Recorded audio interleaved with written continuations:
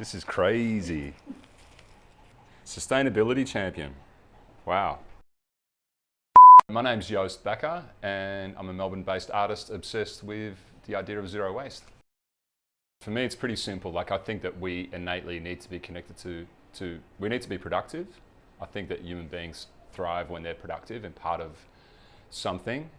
And I think that, you know, for hundreds of thousands of years, we've been in our food system, and for the last 100 years, we've tried everything we possibly can to remove ourselves from it.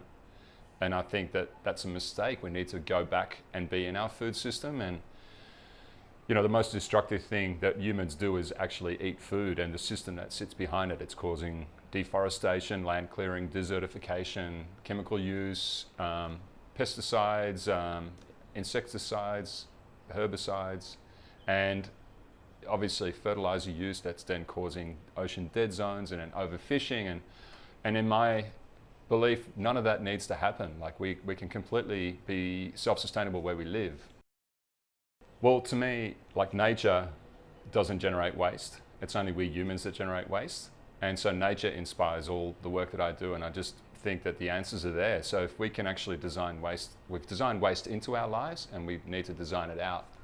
And at the moment, especially the last 3-4 years, it's a really dynamic space. Globally, there's so many new ideas. People are embracing, from car companies through to food companies. Everybody is now on the zero waste bandwagon, I suppose you could say. So people are trying to work out how to turn materials into circular materials.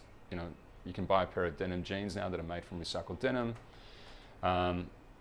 Circular is the future, and that's what nature does. There's no such thing as single use in nature, you know. So this whole building is really about that. The water that falls on this building gets harvested and gets used for cooking and drinking and showers, and then that water then gets used to grow mushrooms in a mushroom wall and grow fish through aquaponic systems. The organic waste that we generate gets then turned into fish food, which then feeds trout, barramundi, yabbies, freshwater mussels.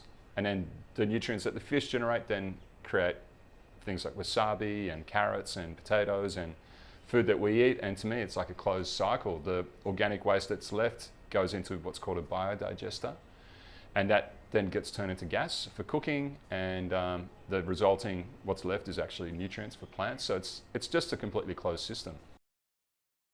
If you're not well nourished, you can't have a strong immune system. If you're not well nourished, you can't think clearly. If you're not well nourished mentally, you're not as stable. And, you know, these things to me are critical to a cohesive society that is, you know, where we can actually live sustainably and treat each other well. And then, yeah, it's to me, it's so simple. We just need to grow our own food. And then when you grow your own food, you waste a lot less food because you know what you've done. You try and work out everything that you can use. You know, that contains the last few apples that we picked off the roof, and we've made our own apple cider vinegar. You know, you only need, like, one apple tree can produce 600-700 apples. You know, you only need one lemon tree. This idea that we need vast space is not true. Like, you can grow 50 trout in a square meter. You know, you don't need huge space. You can have tiny footprints to be highly productive. But I also don't feel that we are heading towards a cliff like everybody thinks. I actually think that the Titanic has already shifted without us realizing it. I think that the hospitality, not only in Melbourne, but all over the world, are really quick to shift and are early adopters and realize that we need to do things better, more sustainably. So they're always the first to celebrate and adopt new species or new producers that do things really well. So I think hospitality has always been one of the early adopters of doing things sustainably. And I really don't think we have already shifted so much, but we just don't think we have, because we're constantly bombarded with this news. But trust me, the change has already happened, and yeah, I just see this radical shift happening globally, and I think that we're heading towards a really sustainable future.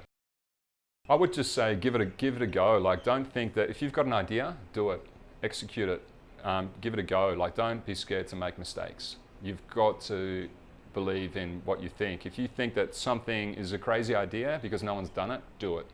And it doesn't matter if you fail.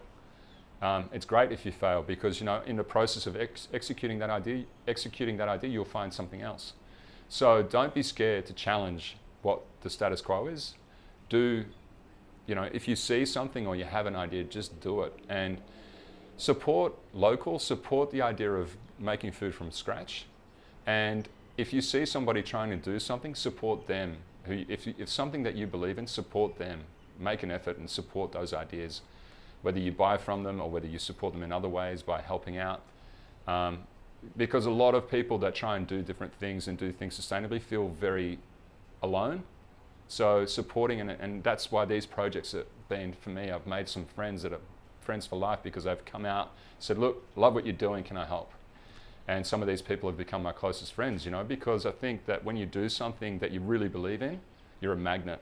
You're a magnet for good people and like-minded people. And so don't be scared to believe in your own ideas.